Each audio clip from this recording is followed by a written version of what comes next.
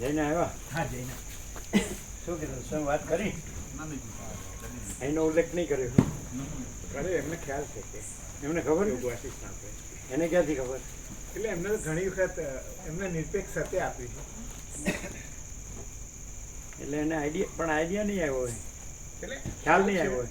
હા, એમ કેવો પ્રકાશ છે એવો ખ્યાલ નહીં આવ્યો હોય. ના એટલે એમને ખ્યાલ છે એમ કે યોગવાસિષ્ઠ, કારણ કે ત્યાં પ્રેમાનંદ સ્વામી જોડે લોકો જાય છે ને, એમને બહુ માને છે. પ્રેમાનંદ સ્વામી યોગવાસિષ્ઠ જ સંભળાવતા હોય છે અને એમને એ બહુ મુખ્ય માને છે, બહુ આદર છે એમને.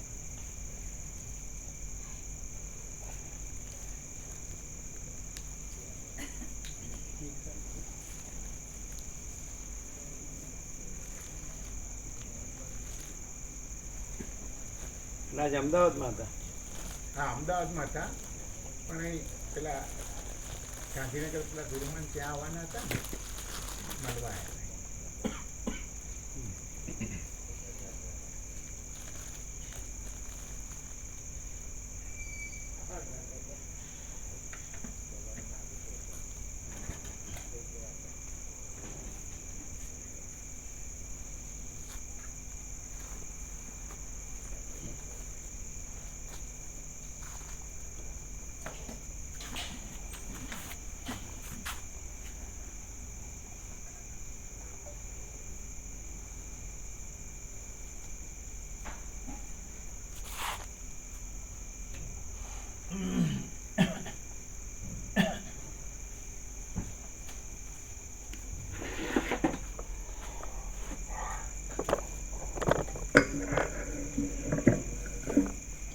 ઓમ ઓમ બરાબર છે.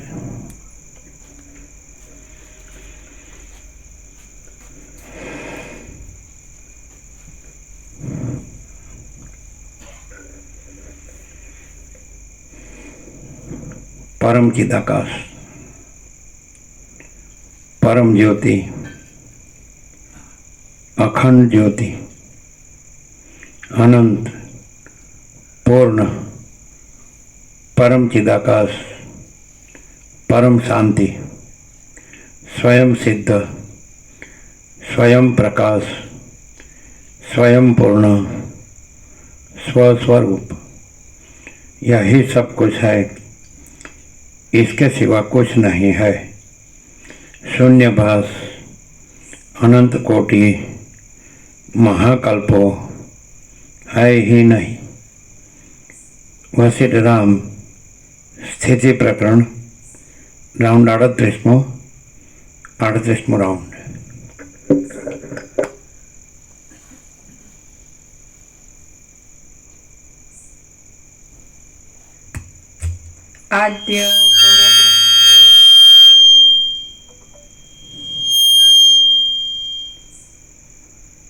आद्य परब्रह्म सद्गुरु देव की जय।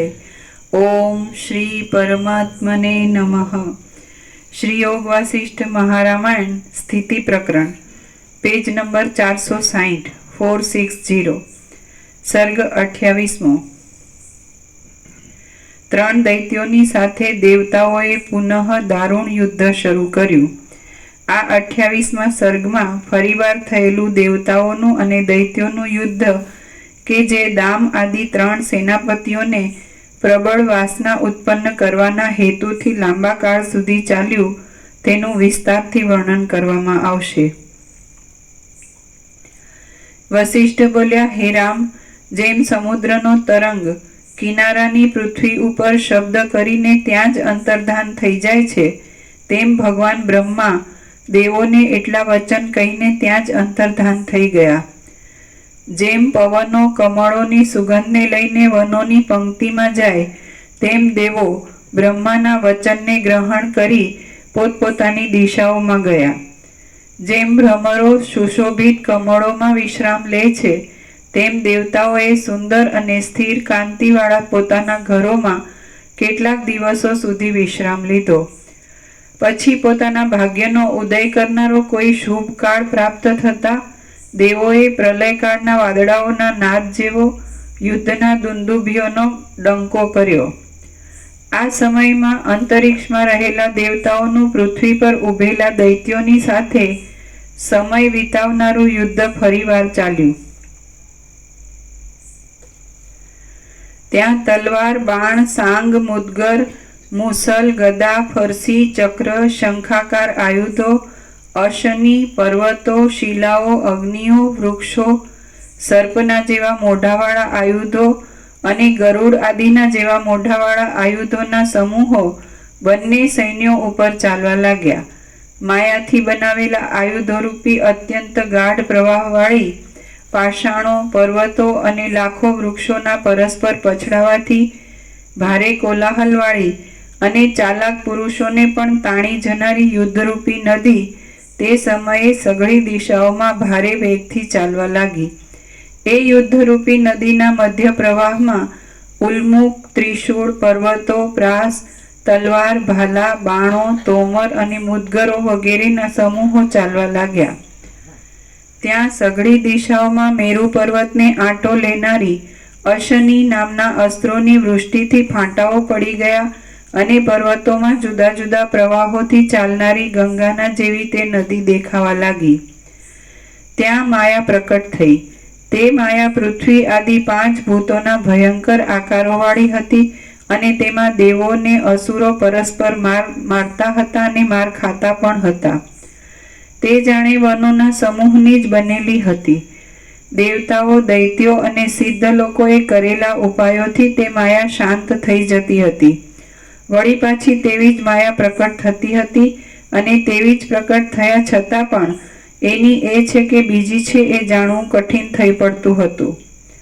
સઘળી દિશાઓમાં પહાડ જેવા મોટા આયુધોથી પર્વતો તૂટી પડવા લાગ્યા ને મહાસાગરો રુધિરના પ્રવાહોથી ભરપૂર થવા લાગ્યા. ત્યાં મોટા મોટા દેવતાઓના તથા દૈત્યોના શબોમાં ખૂંચેલા ભાલાઓ જાણે પર્વતોમાં ઉગેલા તાળીઓના વનો હોય એવા દેખાવા લાગ્યા. ત્યાં ઘસીને ઉજળા કરેલા કરવતના દાંતાઓ જેવી નખની અણીઓવાળી અને જીવનવાળી લોઢાના સિંહોની સૃષ્ટિ થવા લાગી. તે સિંહો પોતાના મોઢાઓમાંથી ભાલા, બાણો, સાંગો, ગદાઓ, તલવારો તથા ચક્રો કાઢતા હતા અને દેવોએ તથા દૈત્યોએ નાખેલા પર્વતોને ક્ષણ માત્રમાં નષ્ટ કરતા હતા.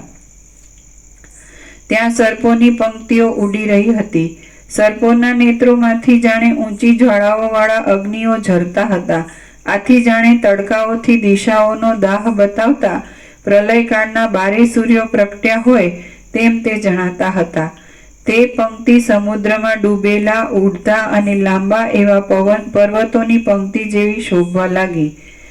ત્યાં ગર્જના કરતા વજ્રોરૂપી મગરોના સમૂહથી બહુ વિષમતાવાળી વિવિધ ક્ષત્રોના સમૂહરૂપી નદી ચાલવા લાગી. અંદર ક્ષોભ પામેલા સમુદ્રના તરંગોના મંડળો જેવા પહાડોને પણ ઘેરી લેનારા અને વારંવાર આવર્તન પામતા એ નદીના પ્રવાહોથી સઘળું જગત અત્યંત પીડાવા લાગ્યું. દેવો અને દૈત્યોના ફરવાના આંગણારૂપી અંતરિક્ષમાં મોટા મોટા સર્પો પર્વતોથી, અસ્ત્રોથી, શસ્ત્રોથી, માયાના ગરુડોથી તેમજ વૃક્ષોથી નાસભાગ કરતા હતા. તે અંતરિક્ષ ક્ષણ માત્રમાં સમુદ્રોથી, અગ્નિના પૂરોથી, સૂર્યોથી તથા ક્ષણમાં અંધકારોથી પૂર્ણ થવા લાગ્યું. એ અંતરિક્ષ માયિક ગરુડોના ગડગડાટોથી ભરાઈ ગયું હતું. ત્યાં ફેલાયેલા શસ્ત્રોમાંથી પહાડ જેવા અગ્નિઓ ઉડતા હતા. આથી જેમાં સ્વર્ગનું અને પાતાળનું મધ્ય પ્રજ્વલિત થવા લાગ્યું હતું એવું જગત અસહ્ય કલ્પાંત કાળથી ઘેરાયેલું હોય એમ જણાવા લાગ્યું. જેમ પક્ષીઓ પર્વતમાંથી ઉડીને આકાશમાં જાય તેમ દૈત્યો પૃથ્વી પરથી ઉછળીને આકાશમાં જવા લાગ્યા. જેમ પ્રલય કાળે ચલાયમાન કરેલા પર્વતોની શિલાઓ વેગથી આકાશમાંથી પૃથ્વી ઉપર આવે તેમ દેવો પૃથ્વી ઉપર આવવા લાગ્યા. દેવો અને દૈત્યોને શરીરમાં ખૂંચેલા ઊંચા આયુધોરૂપી વૃક્ષોના વનમાં મોટા અગ્નિનો દાહ લાગ્યો હતો અને તેઓ આકાશમાં પ્રલયકાળના પવને ચલાયમાન કરેલા દાવાગ્નિવાળા પર્વતો હોય એવા દેખાવા લાગ્યા. દેવતાઓના અને દૈત્યોના શરીરો રૂપી મોટા પહાડોમાંથી લોહીના પ્રવાહો નીકળતા હતા અને ચારે બાજુ ફેલાતા હતા. આથી આકાશ જાણે રાતી ગંગાથી પૂર્ણ થયું હોય અથવા સંધ્યારૂપ નાયિકાના અંગમાં થયેલા નખ ક્ષતોથી પૂર્ણ થયું હોય તેવું સર્વત્ર શોભવા લાગ્યું.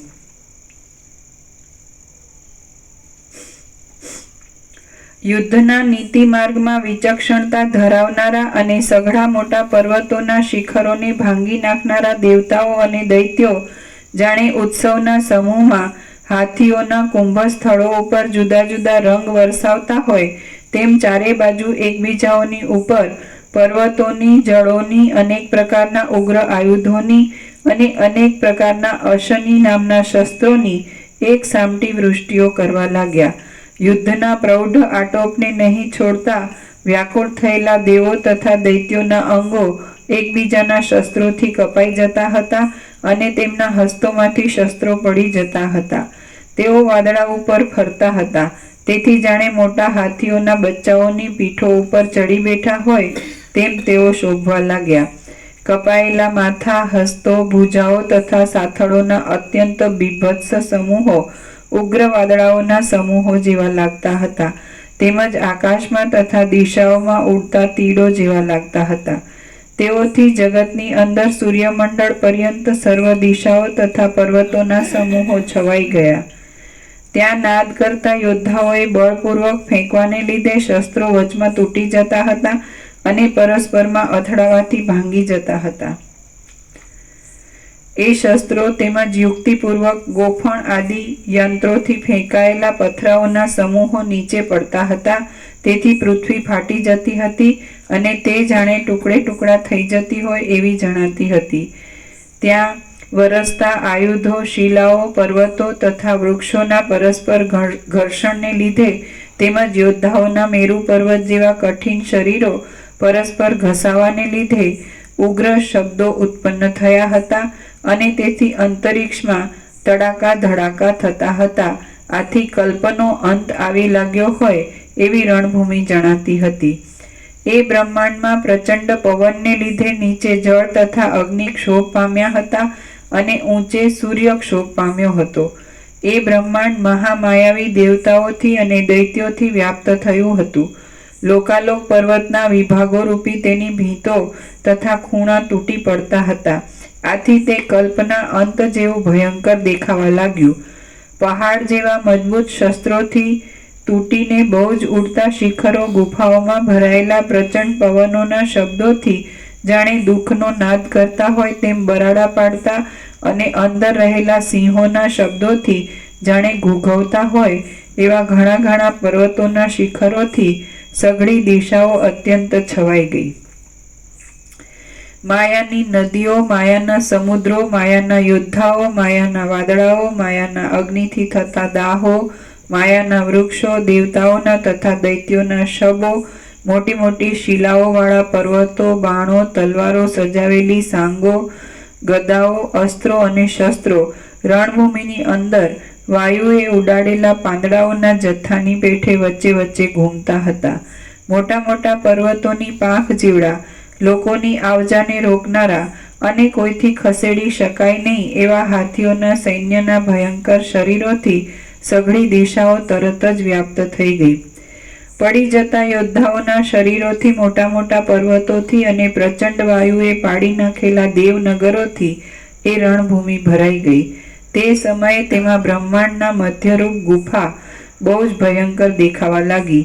તેમાં પર્વતો તથા નીચેના ભાગો રુધિરથી ધોવાઈ ગયા.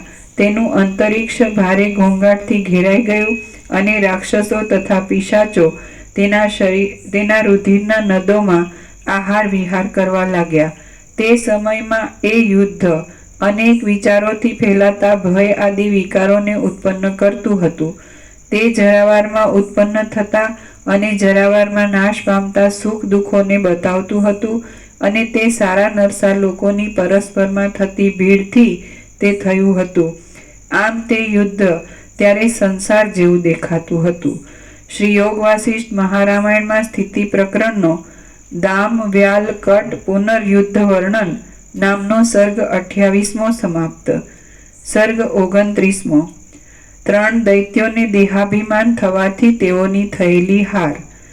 આ 29માં સર્ગમાં દામ આદિ દૈત્યોને દેહાભિમાન પ્રબળ થવાથી ખેદ ઉત્પન્ન થયાની અને તે પછી તેઓના નાશવાની તથા હારી ગયાની કથા કહેવામાં આવશે. વશિષ્ઠ બોલ્યા, હે રામ, એ રીતે અસ્થિર આરંભોવાળા, શત્રુઓના પ્રાણોનું હરણ કરનારા અને અત્યંત વેગમાં આવેલા દૈત્યોએ સહસા મોટા સંગ્રામનો આરંભ કર્યો. એ સંગ્રામમાં દેવતાઓએ કેટલાક દિવસો માયા કરીને કાઢ્યા, કેટલાક દિવસો વચનોના વિવાદો કરીને કાઢ્યા, કેટલાક દિવસો સમાધાનની ગોઠવણથી કાઢ્યા, કેટલાક દિવસો વિગ્રહની ગોઠવણ કરીને કાઢ્યા, કેટલાક દિવસો નાસી જઈને કાઢ્યા, કેટલાક દિવસો ધીરજથી કાઢ્યા અને કેટલાક દિવસો ગુપ્ત રહીને પોતાના લોકોનું રક્ષણ કરવામાં કાઢ્યા. તેમણે કેટલાક દિવસો કંગાલની પેઠે શરણાગત થવાથી પ્રાર્થના કરીને કાઢ્યા, કેટલાક દિવસો અસ્ત્રોથી યુદ્ધ કરીને કાઢ્યા અને ઘણા દિવસો અંતર્ધાન થઈને કાઢ્યા. એ રીતે દેવતાઓએ પહેલો સંગ્રામ 30 વર્ષ સુધી ટકાવી રાખ્યો. તે પછીનો બીજો સંગ્રામ તેમણે 5 વર્ષ 8 મહિના અને 10 દિવસ સુધી ટકાવી રાખ્યો અને તે પછીનો ત્રીજો સંગ્રામ તેમણે 12 દિવસ સુધી ટકાવી રાખ્યો. એટલા કાળ સુધી વૃક્ષોના, અગ્નિઓના, શસ્ત્રોના, મોટા મોટા અશની નામના અસ્ત્રોના અને પર્વતોના વરસાદો એમને એમ થયા કર્યા. એટલા સમયથી અહંકારનો દ્રઢ અભ્યાસ થવાથી દમ આદિ સેનાપતિઓના ચિત્તોને વાસનાએ ઘેરી લીધા અને તેમણે શરીરમાં હુંપણાનો વિશ્વાસ પકડ્યો. જેમ દર્પણ બીજા પદાર્થોની વધારે સમીપતાથી પ્રતિબિંબવાળું થાય છે, તેમ એ દૈત્યો યુદ્ધાદિકના અત્યંત અભ્યાસથી અહંકારવાળા થઈ ગયા. જેમ દૂર કાઢેલા પદાર્થનું દર્પણમાં પ્રતિબિંબ પડતું નથી, તેમ પદાર્થોનો અભ્યાસ છોડી દેવામાં આવે તો તે પદાર્થોની વાસના થતી નથી. જેમ દૂર કાઢેલા પદાર્થનું દર્પણમાં પ્રતિબિંબ પડતું નથી, તેમ પદાર્થોનો અભ્યાસ છોડી દેવામાં આવે તો તે પદાર્થોની વાસના થતી નથી. જ્યારે એ દામ આદિ દૈત્યોને દેહમાં આત્મભાવની વાસના થઈ, ત્યારે એ દૈત્યો અમે જીવીએ તો ઠીક અને અમને ધન મળે તો ઠીક એવી આશાથી કંગાલપણું પામી ગયા. પ્રથમ તેમને સારા નરસા કર્મોમાં પ્રવૃત્તિની વાસનાએ પકડ્યા, પછી અમારો દેહ સર્વદા રોગરહિત અને ભોગમાં સમર્થ થાય તો ઠીક એવી વાસનાએ પકડ્યા અને એમ કરતા તેઓ આશારૂપી પાશથી બંધાઈને કંગાળ થઈ ગયા. જોકે એ દામ, વ્યાલ અને કટ પ્રથમ શુદ્ધ અને અહંકાર વગરના હતા, તો પણ જેમ કોઈ રજ્જુમાં સર્પપણું કલ્પી લે, તેમ તેમણે પાછળથી ધન આદિમાં મમત્વ કલ્પી લીધું. અમારા પગથી તે માથા સુધી સઘળા શરીરો સ્થિર કેમ થાય, એ રીતની તૃષ્ણાથી કંગાળ થયેલા એ લોકો દીનપણું પામ્યા. અમારો દેહ સ્થિર રહે તો ઠીક અને અમને સુખ માટે ધન મળે તો ઠીક, એ રીતની વાસના બંધાતા તેમની ધીરજ જતી રહી. વાસના વધવાને લીધે તેમનું બળ ઘટી ગયું, એટલે પ્રથમ એ લોકોમાં પ્રહાર કરવાની જે એકાગ્રતા હતી તે ભૂંસાઈ ગયા જેવી થઈ ગઈ.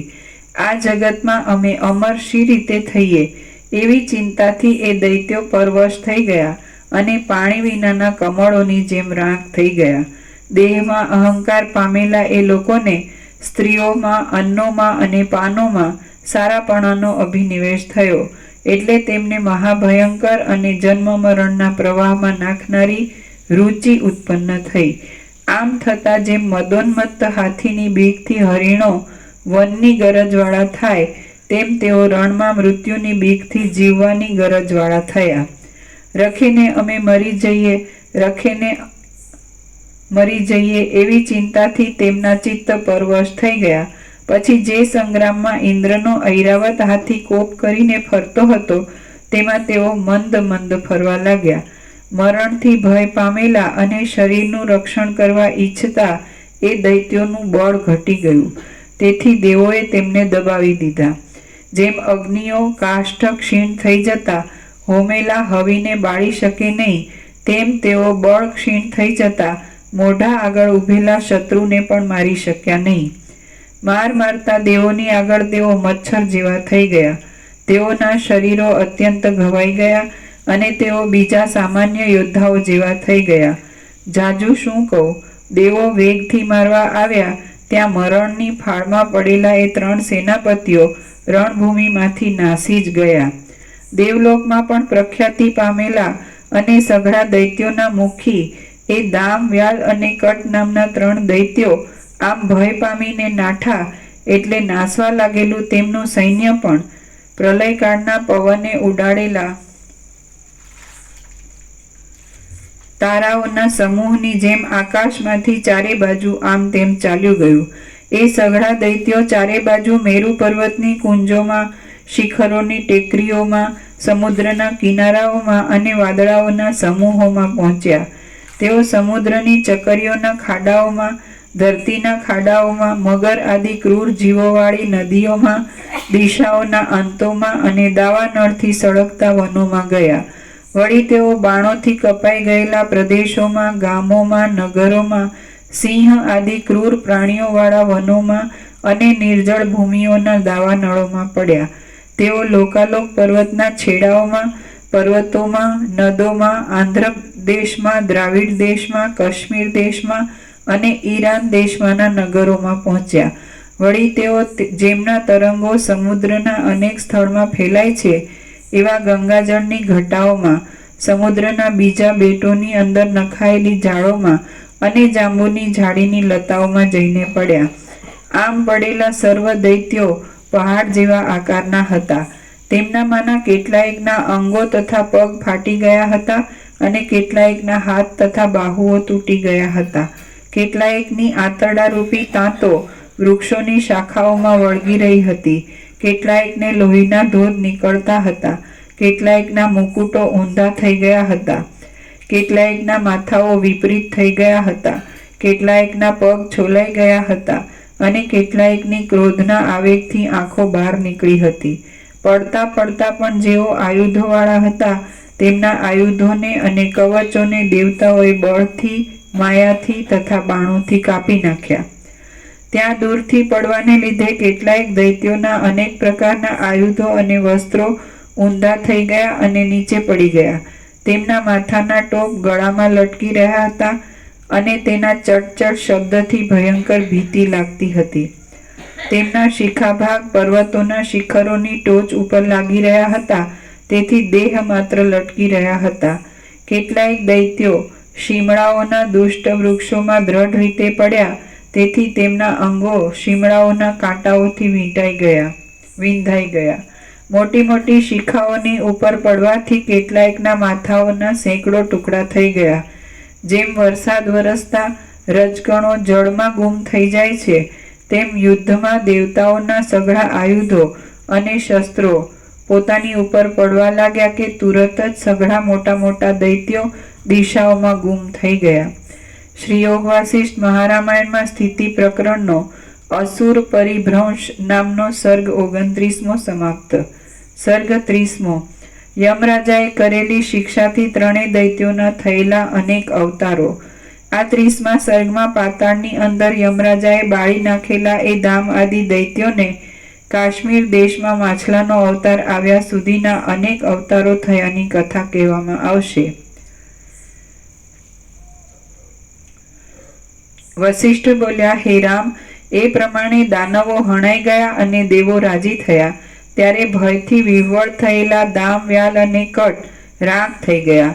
હવે આમ શંભરાસુરનું સૈન્ય નાશ પામ્યું એટલે તે કોપથી ભડભડી ઉઠ્યો. કલ્પાંતના અગ્નિની જેમ પ્રજ્વલિત થઈને તે દામ, વ્યાલ તથા કટને પૂછવા લાગ્યો, મારું સૈન્ય ક્યાં? એટલે દામ, વ્યાલ અને કટ શંભરાસુરના ભયથી પોતાના દેશને છોડી ગયા અને 7મા પાતાળમાં જઈને રહ્યા. એ પાતાળમાં કાળની પેઠે બીજાઓને ત્રાસ આપી શકનારા અને નરકરૂપી સમુદ્રોનું પાલન કરનારા યમદૂતો કૌતુકથી રહે છે. કોઈથી પણ ભય પામે નહીં એવા તે યમદૂતો ત્યાં આવેલા એ 3 દૈત્યોને અનુક્રમે દેહધારી ચિંતાઓ જેવી 3 કન્યાઓ આપી. દામ આદિ એ 3 દૈત્યોએ અપાર દુષ્ટ વાસનાઓનું ગ્રહણ કર્યું હતું યમદૂતોની સાથે રહીને તેમણે પાતાળમાં 10,000 વર્ષનું પોતાનું આયુષ્ય વિતાવ્યું. આ કન્યા મારી પ્રિય છે અને એનાથી જ મારી પ્રભુતા છે. એવા પ્રકારના દુષ્ટ અને દ્રઢ સ્નેહમાં તેઓ બંધાઈ ગયા અને તેમના આયુષ્યનો મોટો ભાગ એમ વ્યતીત થયો. એવામાં એકવાર મોટા નરકો સંબંધી કામકાજોનો વિચાર કરવા સારું યમરાજા પ્રારબ્ધ યોગે ત્યાં આવી પહોંચ્યા. ત્યારે તેમને છત્ર ચામર આદિ ચિહ્નો નહીં હોવાને લીધે તે અસુરો આ યમરાજા છે એમ જાણી શક્યા નહીં. તેમને એક સામાન્ય ચાકર સમજીને તેમને પોતાના વિનાશ માટે તેમને વંદન પણ કર્યા નહીં. આથી કોપ પામેલા યમરાજાએ માત્ર પોતાની ભ્રમરનો ઈશારો કરીને તેમને અંગારાઓથી ધગધગતી નરકની ભૂમિઓમાં નખાવ્યા. ત્યાં મિત્રોથી, બંધુઓથી અને સ્ત્રીઓથી સંયુક્ત એવા એ 3 દૈત્યો દયા ઉપજે એ રીતે બરાડા પાડવા લાગ્યા. તેમજ જેમ વનના ઊના પવનોથી નાના ઉગવા માંડેલા વૃક્ષો બળી જાય છે, તેમ તેઓ નરક સંબંધી અગ્નિની ગરમીથી બળી ગયા. લાંબા કાળ સુધી યમદૂતોના સંસર્ગથી પ્રાપ્ત થયેલી ક્રૂર વાસનાને લીધે તેઓ વધનું તથા બંધનનું કામ કરનારા ભીલ લોકો થયા અને તેઓ અવતાર પામીને તેઓ ભીલ લોકોના રાજાને ત્યાં કિંકરો થઈને રહ્યા. પછી એ જન્મને અંતે તેઓ ખાડાઓમાં કાગડા થયા. કાગડાના અવતાર પછી તેઓ ગીધ થયા અને ગીધના અવતાર પછી પોપટ થયા. પોપટના અવતાર પછી તેઓ ત્રિગર્ત દેશમાં સુવર થયા.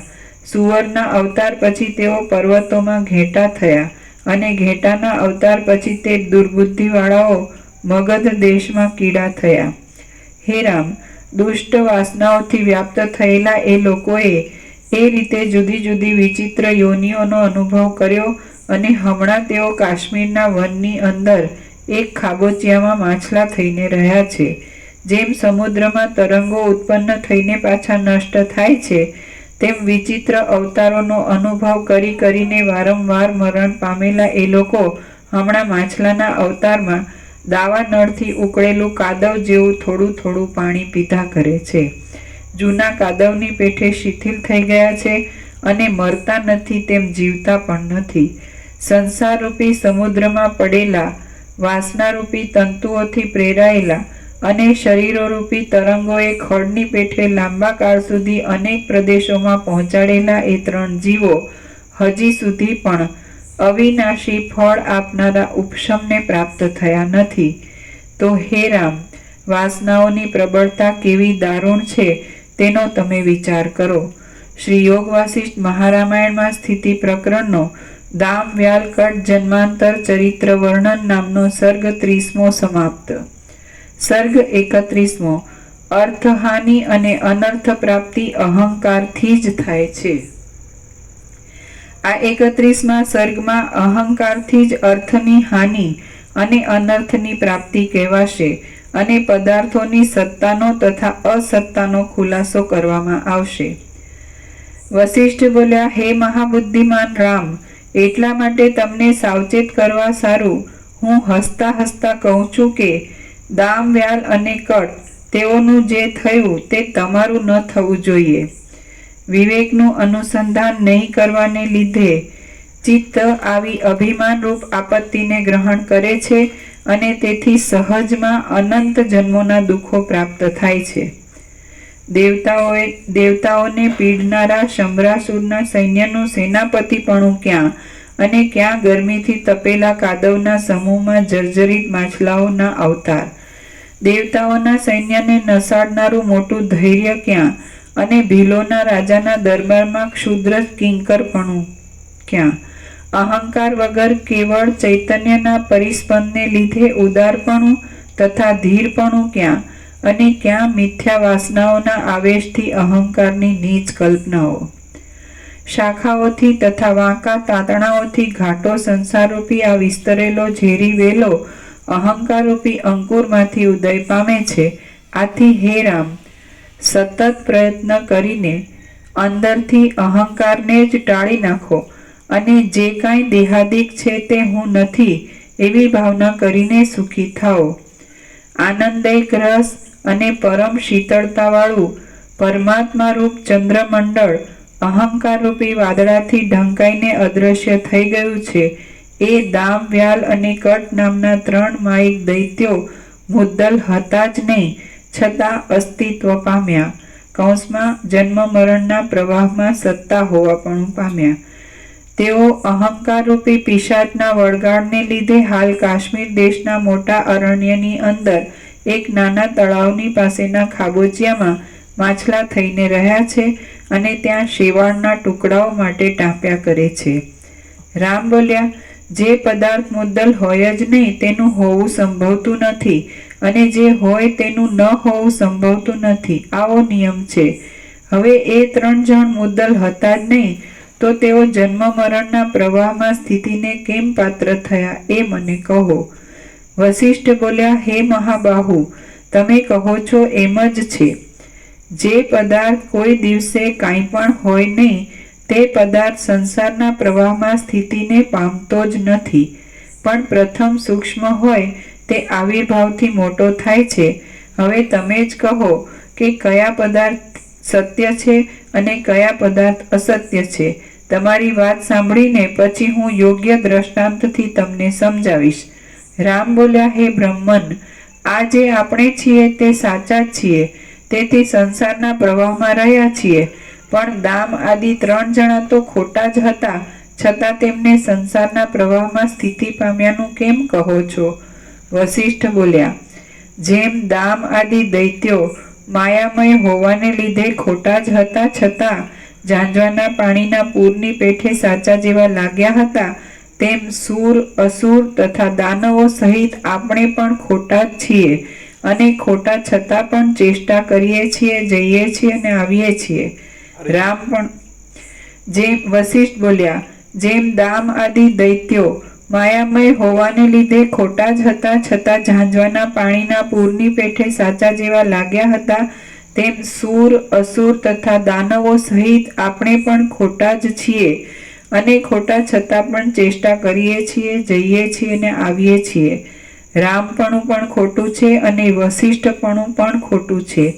જેમ સ્વપ્નમાં પોતાનું મરણ અનુભવમાં આવવા છતાં પણ ખોટું છે, તેમ આપણા શરીરો અનુભવમાં આવવા છતાં પણ ખોટા છે.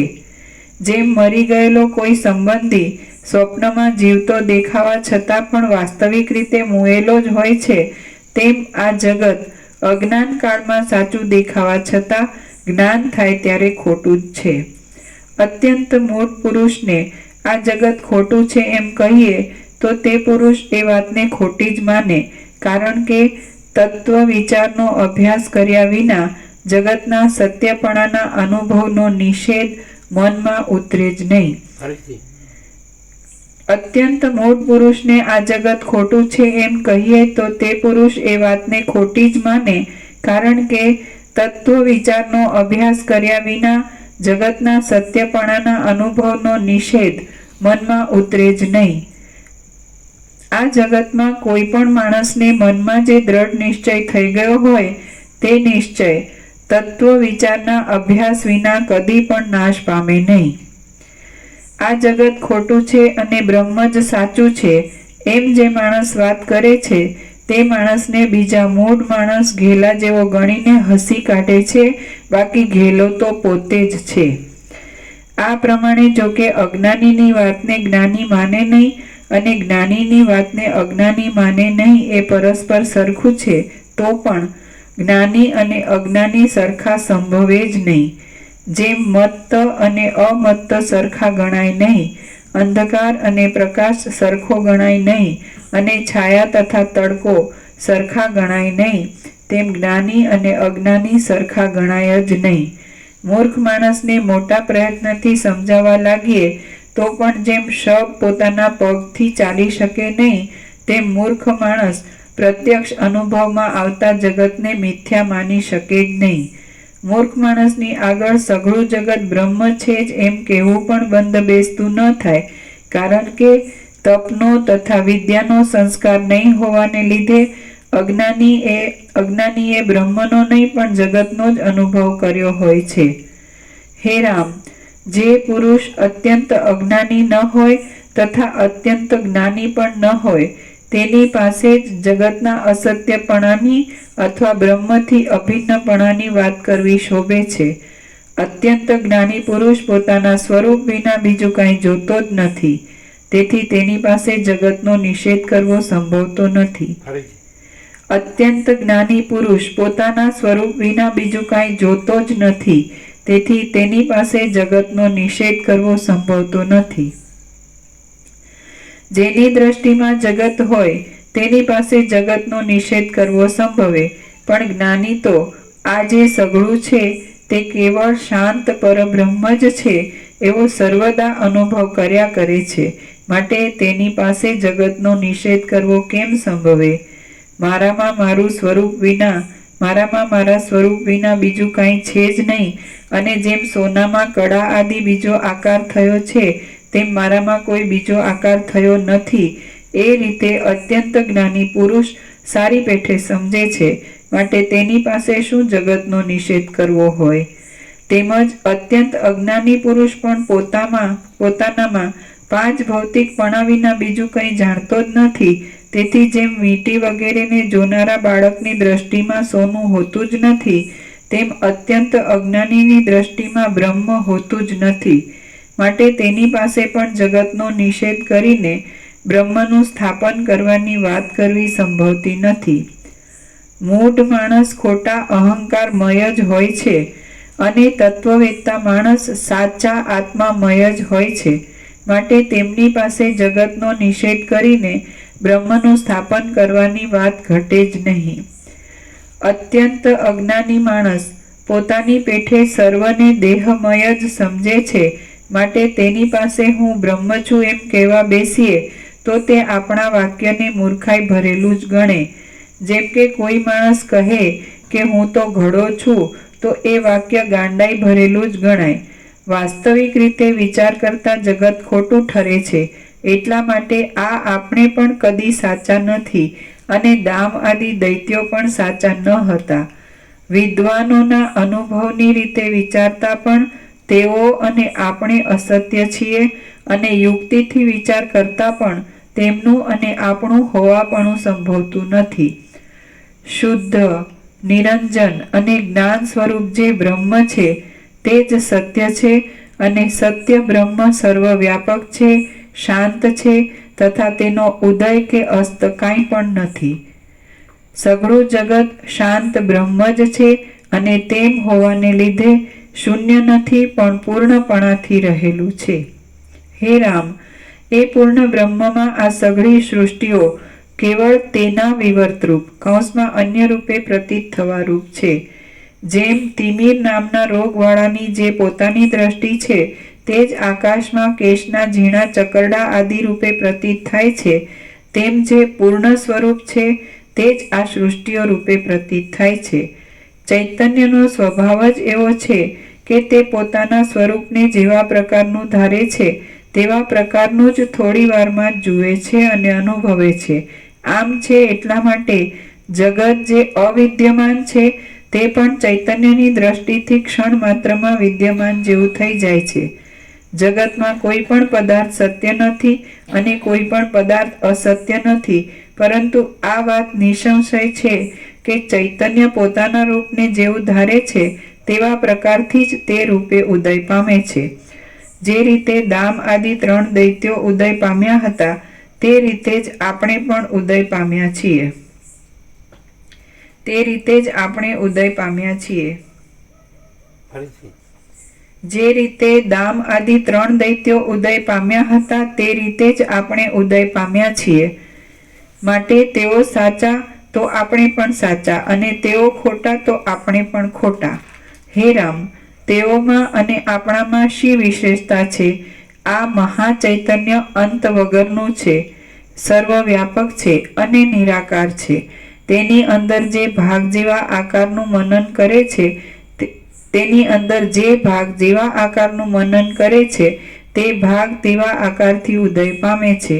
જ્યાં જે ભાગનું ચૈતન્ય દામ આદિ આકારનું મનન કરવા લાગ્યું ત્યાં તે ભાગનું ચૈતન્ય તેવા આકારના અનુભવને લીધે દામ આદિ રૂપોથી સંપન્ન થયું.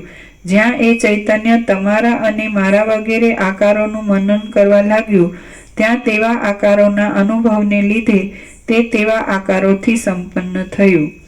નિરાકાર ચિદાકાશના સ્વપ્નનો જે પ્રતિભાસ છે તેનું જ જગત એ નામ પડેલું છે. જેમ સૂર્યના તાપના અમુક ભાગનું ઝાંઝવાના પાણી એ નામ પાડવામાં આવે છે, તેમ મહાચૈતન્યના અમુક ભાગનું જગત એવું નામ પાડવામાં આવ્યું છે. એ મહાચૈતન્ય પોતાના જે સ્થળમાં મનન કરે છે તે સ્થળમાં તે દ્રશ્ય કહેવાય છે, અને જે સ્થળમાં તે મનન વગરનું હોય છે તે સ્થળમાં તે મોક્ષ કહેવાય છે. વાસ્તવિક રીતે જોતા એ મહાચૈતન્ય સ્થળના વિભાગો વગરનું છે, તેથી તે મનન વગરનું પણ કદી નથી અને મનનવાળું પણ કદી નથી. છતાં આ દેખવામાં આવતું જે જગત છે તે બ્રહ્મ જ છે એમ સમજાવવા માટે તમારી પાસે આ વિભાગોની કલ્પના કરી છે. જે બ્રહ્મ છે તે જ જગત છે અને જે જગત છે તે જ બ્રહ્મ છે.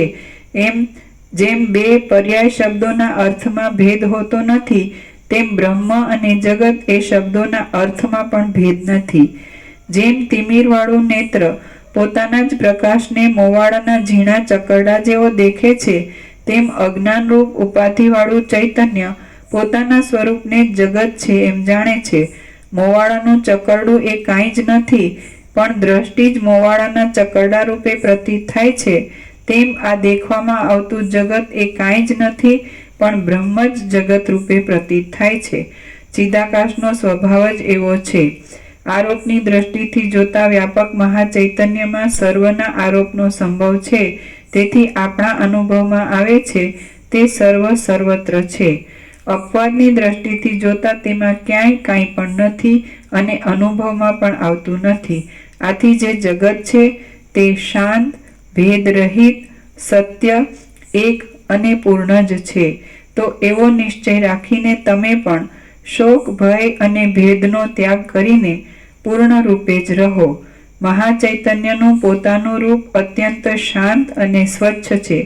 તે મોટી શિલાના ગર્ભની પેઠે ઘટ્ટ હોવાથી અંદર બીજા કોઈ પદાર્થનો સમાવેશ હોવાને યોગ્ય નથી. આથી તેની અંદર ક્યાંય જગત છે કે નહીં એવા વિચારો કરવા પણ યોગ્ય નથી. માત્ર એટલું જ સમજવું યોગ્ય છે કે પ્રતિભાસ માત્રથી જે જગત છે તે જગત રૂપે જ દેખાય છે. શ્રી યોગ વાસિષ્ઠ મહારામાયણમાં સ્થિતિ પ્રકરણનો સદ અસદ નિરાકરણ નામનો સર્ગ 31મો સમાપ્ત. સર્ગ 32મો દામ, વ્યાલ અને કટનો મોક્ષ. આ 32મા સર્ગમાં દામ, વ્યાલ અને કટ એમને મચ્છર આદિના અવતારોમાં જ્ઞાનની પ્રાપ્તિ થઈ મોક્ષ મળ્યાની કથા કહેવામાં આવશે.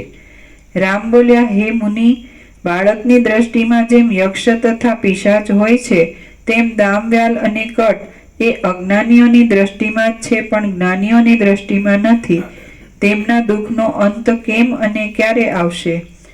વસિષ્ઠ બોલ્યા, હે રામ, એ યમદૂતો દામ, વ્યાલ અને કટના સગા થયા હતા. તેમણે યમરાજને પ્રાર્થના કરી હતી. ત્યારે યમરાજાએ જે કહ્યું હતું તે તમે સાંભળો.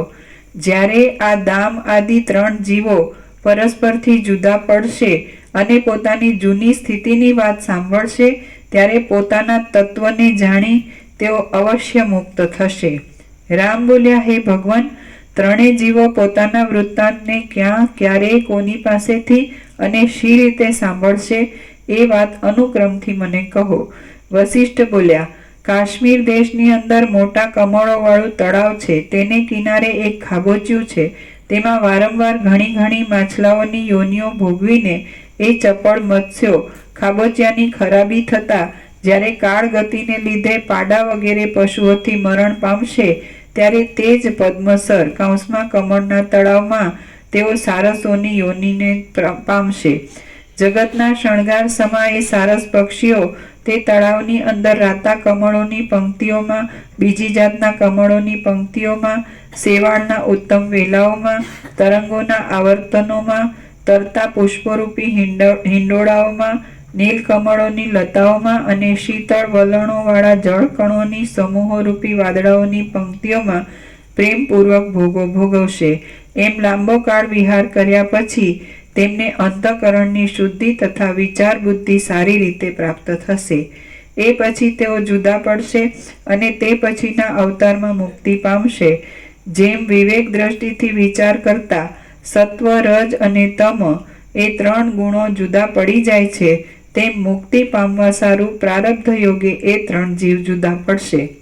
લક્ષ્મીના ભારે દબદબાવાળા કાશ્મીર દેશમાં વૃક્ષોથી શોભી રહેલું અધિષ્ઠાન નામનું એક નગર ઉત્પન્ન થશે.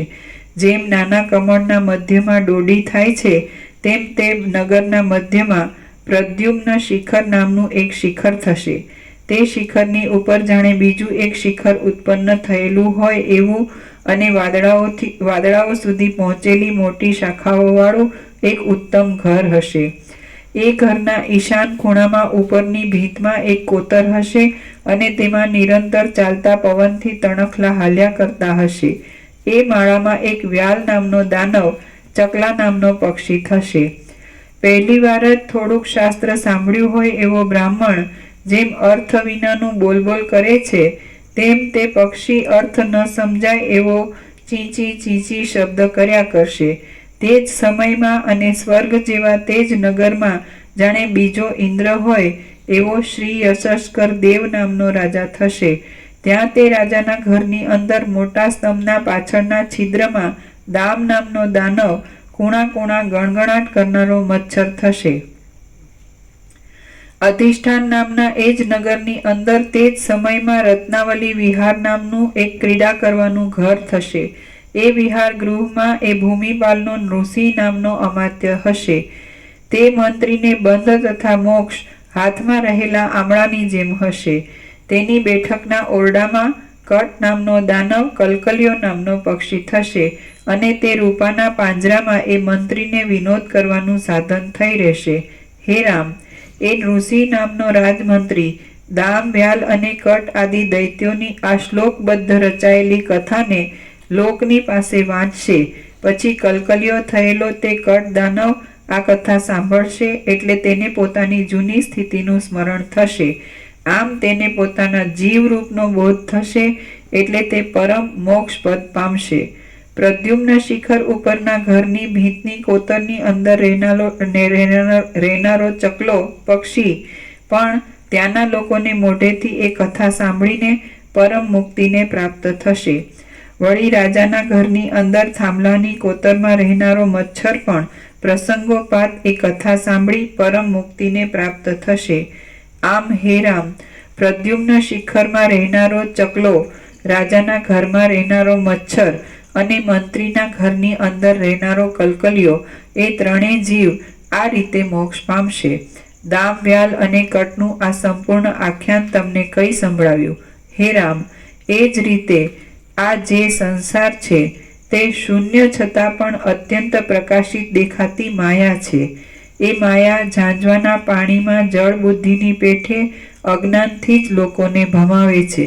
વાસનાઓથી મોહ પામેલા મૂર્ખ લોકો દામ, વ્યાલ અને કટની પેઠે અનેક પ્રકારના અજ્ઞાનોને લીધે ઉત્તમ સ્થિતિમાંથી પણ નીચી સ્થિતિમાં આવી પડે છે. ભ્રમરના ચાળા માત્રથી મેરુ પર્વતના અને મંદરાચળના સ્થાનકોને પણ ચૂર્ણ કરી નાખવાની શક્તિ ક્યાં અને રાજાના ઘરની અંદર લાકડાના થાંભલાના કોતરમાં મચ્છરપણું ક્યાં. હાથની થપ્પડ માત્રથી સૂર્યબિંબને તથા ચંદ્રબિંબને પાડી નાખવાની શક્તિ ક્યાં અને પ્રદ્યુમ્ન શિખર ઉપરના ઘરની અંદર ભીંતના કોતરમાં ચકલાપણું ક્યાં. હાથમાં લીલા માત્રથી મેરુ પર્વતને તોડી લેવાની શક્તિ ક્યાં અને નૃસિંહ નામના મંત્રીના ઘરમાં કલકલિયાપણું ક્યાં. હે રામ, જે નિરંજન ચૈતન્ય છે તે જ પોતાના સ્વયં પ્રકાશરૂપપણાનો ત્યાગ નહીં કરતા રાજસ અહંકારથી રંગાઈ જવાથી દેહાદિક ખોટા રૂપને પણ હું છું એમ સમજે છે. જીવ પોતાની જ વાસનારૂપ ભ્રાંતિને લીધે પોતે જાણે ચૈતન્ય સ્વરૂપથી ભિન્નપણું પામ્યો હોય એવો થાય છે. એ ભ્રાંતિ ઝાંઝવાના પાણીમાં જળ બુદ્ધિની પેઠે અસત્ય છતાં પણ સત્ય જેવી પ્રતીત થાય છે. જેઓ શાસ્ત્રની રીતિ પ્રમાણે આ જે દ્રશ્ય છે તે સઘળું મિથ્યા જ છે એવો નિશ્ચય કરીને પોતાની અખંડાકાર બુદ્ધિથી પોતાના શાંત સ્વરૂપમાં જ રહે છે, તેઓ પરમાત્મામાં નિરંતર રહેલી એ બુદ્ધિ વડે સંસારરૂપી સમુદ્રને તરી જાય છે. ફરીથી જેઓ શાસ્ત્રની રીતિ પ્રમાણે આજે દ્રશ્ય છે તે સઘળું મિથ્યા જ છે એવો નિશ્ચય કરીને પોતાની અખંડાકાર બુદ્ધિથી પોતાના શાંત સ્વરૂપમાં જ રહે છે, તેઓ પરમાત્મામાં નિરંતર રહેલી એ બુદ્ધિ વડે સંસારરૂપી સમુદ્ર તરી જાય છે. જેમ જળ નીચા માર્ગમાં જ જાય છે, તેમ જે પુરુષો નાના પ્રકારના દુઃખોના વિકારોને આપનારા શુષ્ક તર્કવાળા મતોનો આશ્રય કરે છે, તેઓ પોતાના જ લાભનો નાશ કરે છે. જેઓ પોતાના અનુભવથી પણ સિદ્ધ થતા શ્રુતિને અનુસરનારા માર્ગથી પરમપદમાં પહોંચવા સારું ચાલે છે, તે પુરુષોનો નાશ થતો નથી. જેઓ પોતાના અનુભવથી પણ સિદ્ધ થતા શ્રુતિને અનુસરનારા માર્ગથી પરમપદમાં પહોંચવા સારું ચાલે છે, તે પુરુષોનો નાશ થતો નથી. હે મોટી બુદ્ધિવાળા રામ, જે પુરુષ મને અમુક વિષય સુખ મળે તો ઠીક, મને અમુક પરલોક મળે તો ઠીક એવી તૃષ્ણાઓ રાખ્યા કરે છે, તેને પોતાના દુર્ભાગ્યથી થયેલી દીનતાને લીધે નાશ પામેલા પુરુષાર્થની રાખ પણ હાથ આવતી નથી. જે ઉદાર મનવાળો પુરુષ સર્વદા નિસ્પૃહપણાથી ત્રૈલોક્યને પણ તરણા જેવું સમજે છે, તે પુરુષને જેમ સર્પો જૂની કાચળી ત્યજી દે છે, તેમ સઘળી આપદાઓ ત્યજી દે છે. જેના મનમાં નિત્ય જ્ઞાનનો ચમત્કાર ચળકતો હોય છે, તે પુરુષને લોકપાલ દેવતાઓ પોતાની જીવિકારૂપ બ્રહ્માંડની પેઠે સર્વદા પાળે છે. ગમે તેવી અપાર વિપત્તિ આવી પડી હોય તો પણ કુમાર્ગે ન જ ચાલવું જોઈએ. રાહુ કુમાર્ગથી અમૃત પીવા ગયો તો તેનું પણ મરણ થઈ ગયું હતું. ઉત્તમ શાસ્ત્ર તથા સજ્જનોનો સમાગમ એ બંને આત્માના પ્રકાશરૂપ પ્રબળ પ્રકાશ આપનારા સૂર્ય છે. જે પુરુષો તેનો આશ્રય કરે છે, તે પુરુષો ફરીવાર મોહરૂપી અંધકારને વશ થતા નથી. જેઓએ વૈરાગ્ય આદિ સદ્ગુણોથી પોતાની કીર્તિ ફેલાવેલી હોય છે, તે પુરુષોને અણનમો પણ નમે છે. તેમની સઘળી આપદાઓ ક્ષય પામે છે અને તેમને અક્ષય કલ્યાણની પ્રાપ્તિ થાય છે. જેમને સદ્ગુણો મેળવવામાં અસંતોષ હોય છે, વેદાંત શાસ્ત્ર સાંભળવામાં રાગ હોય છે અને જેમને સત્ય બોલવાનું તથા બ્રહ્મનું અનુસંધાન કરવાનું વ્યસન હોય છે, તેઓ જ મનુષ્ય છે, બીજાઓ તો પશુ જ છે. જે મહાત્મા પુરુષોરૂપી ક્ષીર સમુદ્રોના યશરૂપી ચંદ્રની ચાંદનીથી લોકોના હૃદયરૂપી કુમુદો પ્રફુલ્લિત થઈ રહ્યા હોય છે, તેમના શરીરમાં પરમાત્મા પ્રત્યક્ષ રીતે રહેલા છે એમ સમજવું. જે મહાત્મા પુરુષોરૂપી ક્ષીર સમુદ્રોના યશરૂપી ચંદ્રની ચાંદનીથી લોકોના હૃદયોરૂપી કુમુદો પ્રફુલ્લિત થઈ રહ્યા હોય છે, તેમના શરીરમાં પરમાત્મા પ્રત્યક્ષ રીતે રહેલા છે એમ સમજવું. જે મહાત્મા પુરુષોરૂપી ક્ષીર સમુદ્રોના યશરૂપી ચંદ્રની ચાંદનીથી લોકોના હૃદયોરૂપી કુમુદો પ્રફુલ્લિત થઈ રહ્યા હોય છે, તેમના શરીરમાં પરમાત્મા પ્રત્યક્ષ રીતે રહેલા છે એમ સમજવું. હે શ્રોતા લોકો, તમે અનાદિકાળથી થયેલા અનેક અવતારોમાં જે કાંઈ ભોગવવાનું છે તે સઘળું ભોગવી ચૂક્યા છો અને જે કાંઈ જોવાનું છે તે સઘળું જોઈ ચૂક્યા છો. તો હવે જન્મ મરણના પ્રવાહોમાં ગોથા ખાવા સારું ભોગોનો લોભ શા માટે રાખો છો? હવે તો તમે પોતપોતાના અધિકાર પ્રમાણે, શાસ્ત્રની પદ્ધતિ પ્રમાણે, મહાત્માઓએ ચલાવેલા સંપ્રદાય પ્રમાણે તેમજ જ્ઞાનની સ્થિતિના ક્રમ પ્રમાણે વર્તો અને તમે મનમાંથી ખોટી ભોગજાળની વાસનાને છોડી દો. તમારા સદ્ગુણોને સ્વર્ગલોક પર્યંત પ્રખ્યાત કરો, એટલે તમારી કીર્તિ વધે અને સજ્જનો વાહવાહ કરે. કીર્તિ અને સજ્જનોમાં વાહવા મૃત્યુમાંથી બચાવે છે, પણ વિષયો મૃત્યુમાંથી કદી બચાવતા નથી. જે પુરુષની ચંદ્ર જેવી ધવલ કીર્તિને સિદ્ધલોકોની સ્ત્રીઓ સર્વ પ્રદેશોમાં વ્યાપ્ત થનારા ગાયનોથી ગાય છે તે પુરુષો જ જીવે છે અને બીજા પુરુષો તો જીવતા છતાં મુએલા સમજવા. પરમ પુરુષાર્થ ઉપર ધ્યાન આપી ધીરજ રાખી યત્નપૂર્વક શાસ્ત્ર પ્રમાણે આચરણ કરનારા કયા પુરુષને સિદ્ધિ ન થાય? શાસ્ત્ર પ્રમાણે ચાલનારા પુરુષે ફળની સિદ્ધિની ઉતાવળ કરવી જોઈએ નહીં. જે ફળ લાંબે કાળે પાકે તે ફળ બહુ પુષ્ટ થાય છે. શોક, ભય, પરિશ્રમ, ગર્વ અને ઉતાવળને છોડી દઈને તમે શાસ્ત્ર પ્રમાણે વ્યવહાર કરો. તમે ઘણા સંજોગોમાં પડ્યા છો. ઇન્દ્રિયોરૂપી ફાંસીથી મરવા જેવો તમારો જીવ થયો છે તો તે હવે સંસારોરૂપી જૂની ઊંડી ખાડોમાં દુઃખી ન થાય એમ કરો.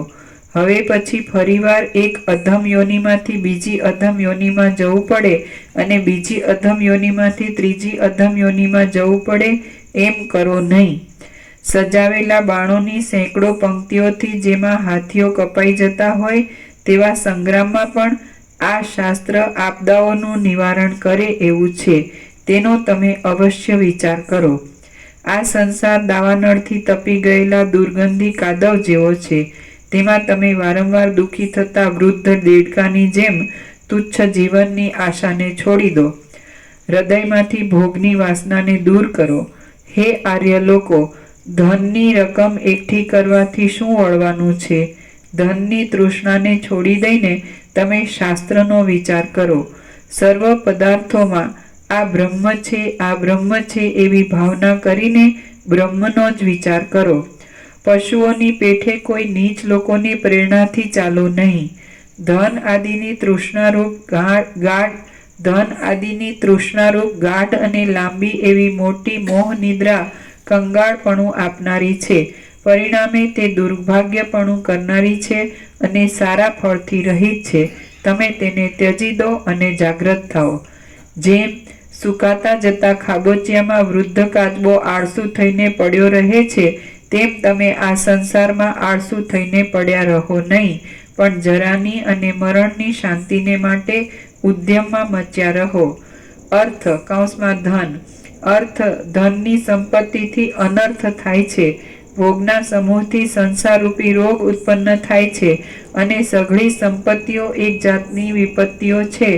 માટે સંસારના સર્વ પદાર્થોમાં અનાદર કરવો એ જ જય છે. વ્યવહારને જાણનારા પુરુષોનો વિચાર મેળવી લોકોની પદ્ધતિથી વિરુદ્ધ નહીં પડતા અને શાસ્ત્રની રીતિને અનુસરતા ઉદ્યમથી તમે શુભ ફળ મેળવવાની ગોઠવણ કરો. જે પુરુષ સદાચારથી શુદ્ધ રીતે ચાલે છે, વૃત્તિને નિર્મળ રાખે છે અને સંસારના સુખરૂપ ફળને આપનારી પણ પરિણામે દુઃખ આપનારી પદ્ધતિઓની લાલચને રાખતો નથી, તે પુરુષના આયુષ્ય, યશ, ગુણો અને લક્ષ્મી વસંતમાં થયેલી લતાઓની પેઠે સારા ફળોને સારું જ પ્રફુલ્લિત થાય છે. શ્રી યોગ વાસિષ્ઠ મહારામાયણમાં સ્થિતિ પ્રકરણનો સદાચાર નિરૂપણ નામનો સર્ગ 32મો સમાપ્ત.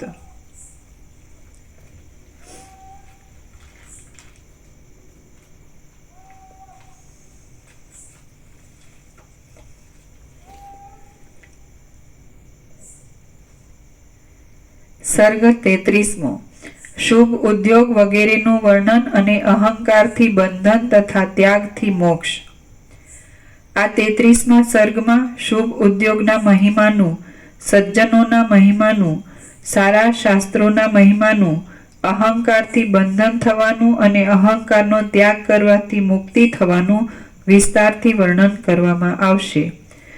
વસિષ્ઠ બોલ્યા, હે રામ, જો યોગ્ય સાધનો અત્યંત આગ્રહપૂર્વક સારી પેઠે કરવામાં આવે તો તેઓ સફળ થયા વિના રહે નહીં. આવો નિયમ હોવાને લીધે સર્વ દેશમાં અને સર્વ કાળમાં સઘળા ધારેલા કાર્યો સફળ થવા સંભવિત છે. આથી તમે મોક્ષની પ્રાપ્તિને સારું શુભ ઉદ્યોગને કદી પણ છોડો નહીં. ઘણા મહાત્મા પુરુષોએ શુભ ઉદ્યોગમાં મંડ્યા રહેવાથી અશક્ય કાર્યો પણ કર્યા છે. મિત્રો, સ્વજનો અને બંધુઓને આનંદ આપનારા નંદીએ તળાવમાં તપ કરીને મહાદેવના આરાધન રૂપ ઉદ્યોગ કરીને મૃત્યુને પણ જીતી લીધું છે. ટાંચ છે. શિલાદ નામના એક મુનિ હતા. તેમણે પોતાને એક સર્વજ્ઞ પુત્ર થાય તેટલા સારું શંકરની આરાધના કરી હતી. તેમના તપથી પ્રસન્ન થઈને મહાદેવે એમને વરદાન માંગવા કહ્યું. તેમણે પોતાને એક સર્વજ્ઞ પુત્ર થાય એવું વરદાન માંગ્યું. આથી શંકરે કહ્યું, સર્વજ્ઞ તો એક હું જ છું, એથી તને મારા અંશે કરીને એક પુત્ર થશે અને તે 16મા વર્ષે મરણ પામશે. આમ શિલાદ મુનિને નંદી નામનો પુત્ર થયો. પોતાનું મરણ 16મે વર્ષે છે એમ જાણીને તે નંદીએ પણ શંકરનું પૂજન કરવા માંડ્યું. હવે તે 16મે વર્ષે શંકરનું પૂજન કરતો હતો તેવામાં મૃત્યુએ તેને પાશ વડે બાંધવા માંડ્યો. એટલે શંકરે પ્રકટ થઈ મૃત્યુને ડાબે પગે લાત મારી મૃત્યુ પાશો ભેદી નાખ્યા અને નંદીને અજરામર કરી પોતાના સેવક તરીકે સ્થાપ્યો. ઉદ્યોગને લીધે સૈન્યોથી તથા ધનોથી સંપન્ન થયેલા બળીરાજા આદિ દૈત્યો જેમ હાથીઓ કમળના સમૂહોને કચરી નાખે છે તેમ સઘળા ઉત્કર્ષવાળા દેવોને પણ કચરી નાખ્યા હતા. જેમ બ્રહ્મા સૃષ્ટિ કરે છે તેમ મરુત રાજાના યજ્ઞમાં નીચે ટાંચ છે. મરુત રાજાના યજ્ઞમાં ઇન્દ્રે વિઘ્ન કર્યું હતું. તેથી મહર્ષિ સંવર્તે નવી સૃષ્ટિ ઉત્પન્ન કરીને તે યજ્ઞ પૂરો કર્યો હતો. જેમ બ્રહ્મા સૃષ્ટિ કરે છે તેમ મરુત રાજાના યજ્ઞમાં મહર્ષિ સંવર્તે તપના પ્રભાવથી દેવતાઓ તથા દૈત્યો સહિત નવી સૃષ્ટિ કરી હતી. વિશ્વામિત્રે વારંવાર સઘળાઓના કરતા અત્યંત અધિક તપ કરીને બ્રહ્મર્ષિપણું પણ મેળવ્યું છે અને તે બીજા ક્ષત્રિયોને મળવું બહુ કઠિન છે. દુર્ભાગી ઉપમન્યુને નીચે ટાંચ છે. ઉપમન્યુના પિતાની સ્થિતિ અત્યંત ગરીબ હતી. બીજા બાળકોને દૂધ પીતા જોઈ ઉપમન્યુએ પણ માની આગળ દૂધ માટે રડવા માંડ્યું. આથી માતાએ એ બાળકને પટાવવા માટે એને લોટ ભેળવેલું પાણી આપ્યું. ઉપમન્યુને આની ખબર પડી એટલે તેણે તપ કર્યું અને શંકરની સ્તુતિ કરી. તેથી શંકર પ્રસન્ન થયા અને તેમણે તેને ક્ષીરસાગરના તટે નિવાસ આપ્યો. દુર્ભાગી ઉપમન્યુને માંડ લોટ ભેળવેલું પાણી દૂધના બદલામાં મળ્યું હતું અને તેને તે રસાયણ સમજીને પીતા હતા.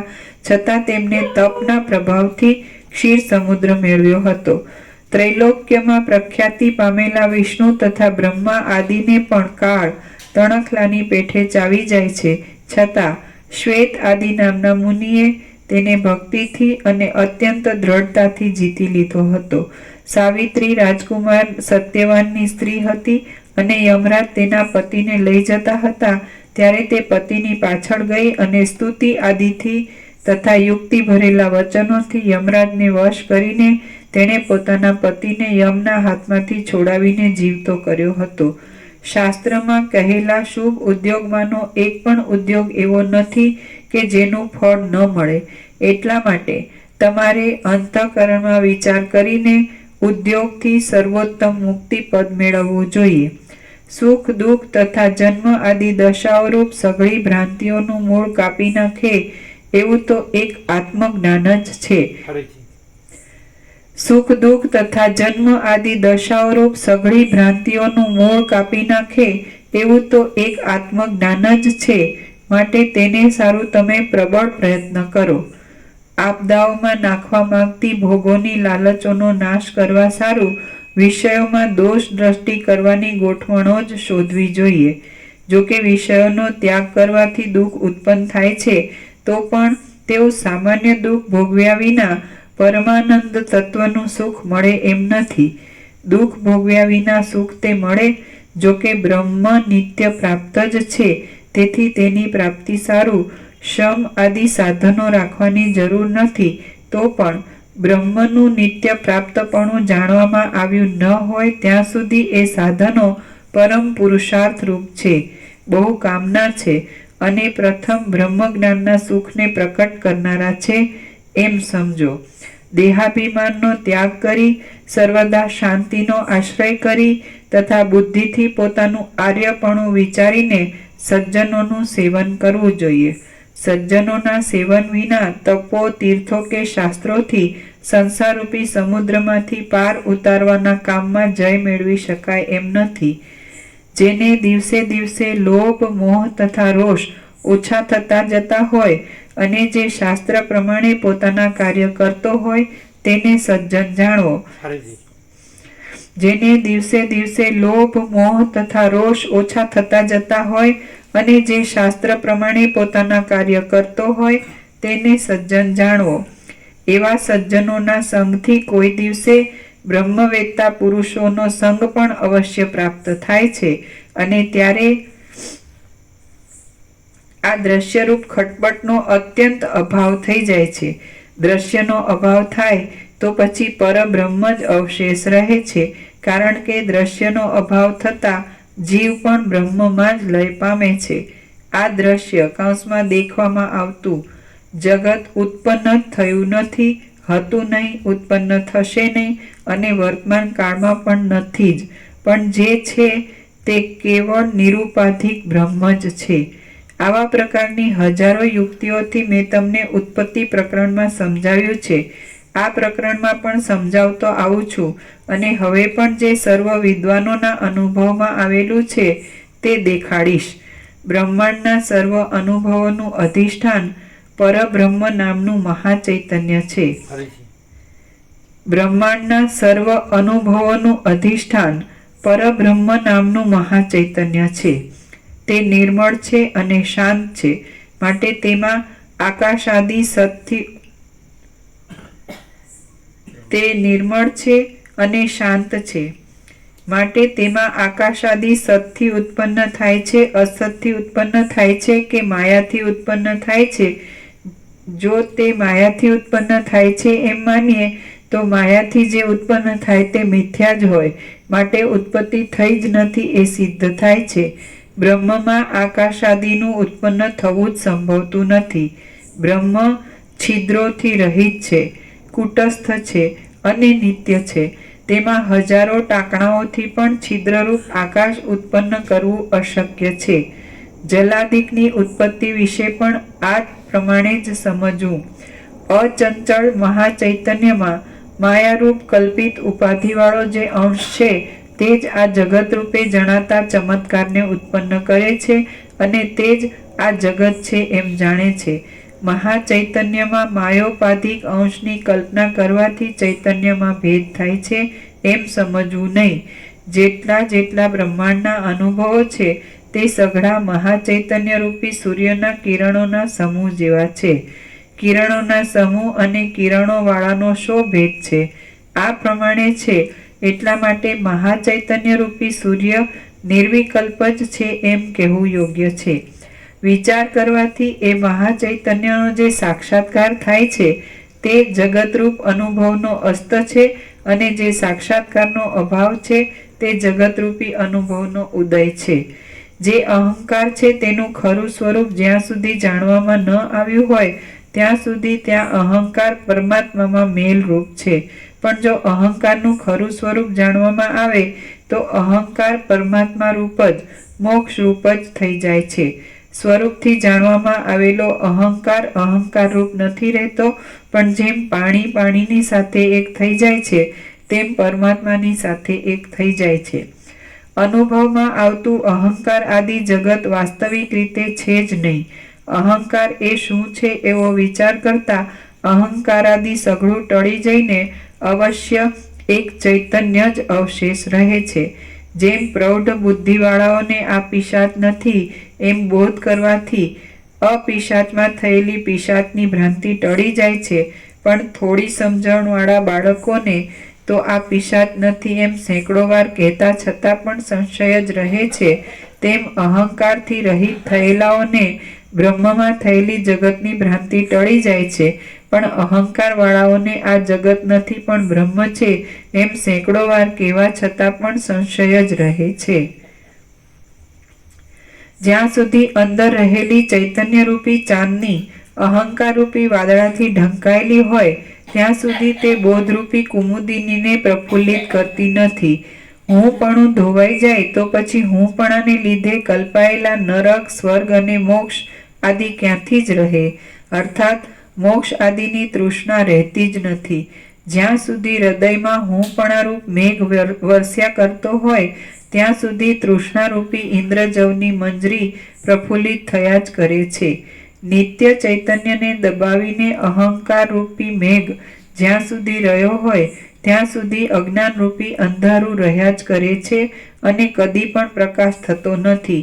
આ અહંકાર મુદ્દલ છે જ નહીં અને જીવે પોતે જ તેને મિથ્યા કલ્પી લીધેલો છે.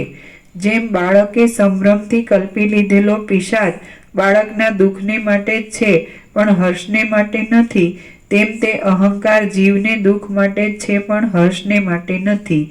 મિથ્યા જ કલ્પાયેલા અહંકારથી કાચી બુદ્ધિવાળા પુરુષને અનંત જન્મ મરણ આપનારો મોહ થાય છે, જેમ કે દામ આદિ દૈત્યોને થયો હતો.